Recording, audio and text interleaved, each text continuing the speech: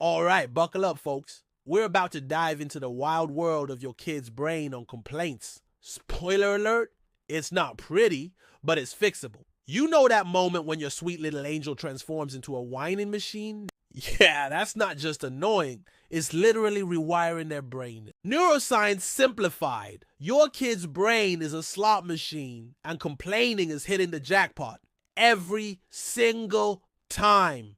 But here's the kicker, they're not brats, they're hooked. Hooked on the sweet, sweet rush of dopamine that floods their brain every time they unleash a world-class whine. It's like they've discovered a cheat code for feeling good, and they're mashing that button like there's no tomorrow. Let's break it down. Every time your kid complains, their brain lights up like a Christmas tree. Dopamine, that sneaky little neurotransmitter, floods their system. It's the same chemical that makes video games and social media so addictive. Suddenly, whining isn't just annoying, it's their personal happiness hack. Think about it. Your kid's brain is basically running on the same operating system as a gamer grinding for loot, or a social media addict refreshing for likes. Except instead of leveling up or getting hearts, they're getting a free dopamine rush every time they complain about their vegetables or bedtime. It's like they've stumbled onto a glitch in the matrix. Why work hard for happiness when you can just complain and get an instant mood boost? It's the ultimate shortcut,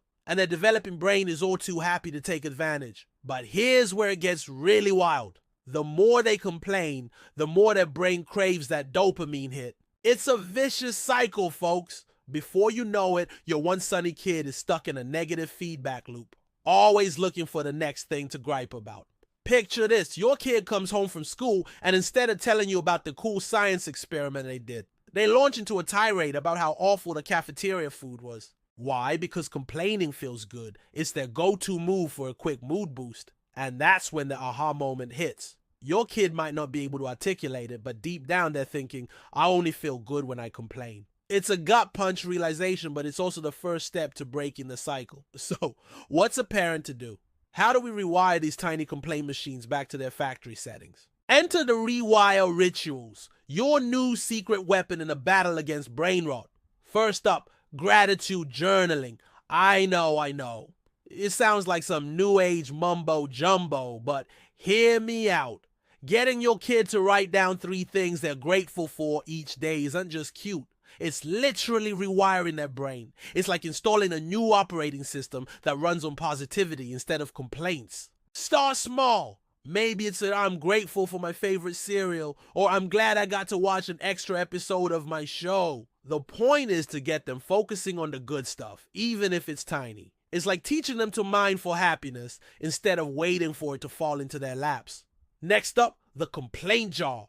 Every time someone in the family complains, they have to put a coin in the jar. But here's the twist. When the jar is full, you use that money to do something fun as a family. Suddenly, complaining has a cost, and working together to stay positive has a tangible reward. And let's not forget the power of modeling. Kids are like little sponges soaking up our behaviors. If we're constantly griping about traffic or work, guess what?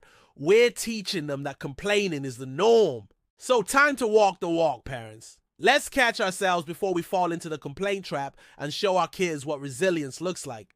Here's another trick, the flip it challenge. When your kid starts to complain, challenge them to flip it into something positive. This homework is so hard. Becomes, this homework is challenging, but I'm getting stronger at math.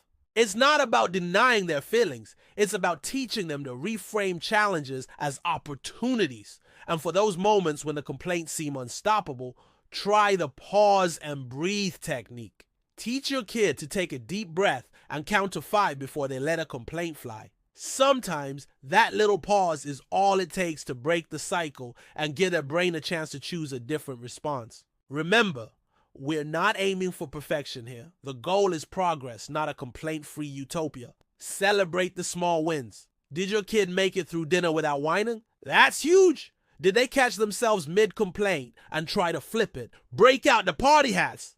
It's all about creating new neural pathways, folks. Every time your kid chooses gratitude over griping, they're laying down a new track in their brain. It's like they're building their own personal happiness highway, bypassing the old complaint routes. And here's the real kicker. As their brain starts to rewire, you might notice something magical happening. Your kid starts to see the world differently. They become problem solvers instead of problem pointers. They start to radiate a kind of resilience that's downright inspiring. So, next time you're tempted to roll your eyes at your kid's latest complaint fest, remember, they're not trying to drive you crazy. They're just stuck in a dopamine loop, and they need your help to break free. With a little patience, a lot of love, and some clever rewiring rituals, you can help your kid trade in their complaint addiction for a gratitude attitude. It's not going to happen overnight. There will be setbacks. There will be days when it feels like you're right back where you started, but stick with it. You're not just changing behaviors, you're reshaping your child's entire outlook on life.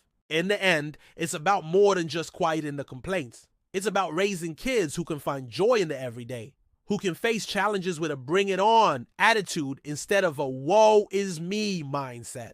It's about nurturing resilient, positive humans who can weather life's storms with grace and grit. So let's get to work, parents. It's time to turn those tiny complainers into gratitude ninjas. Your kid's brain and your sanity, well, thank you.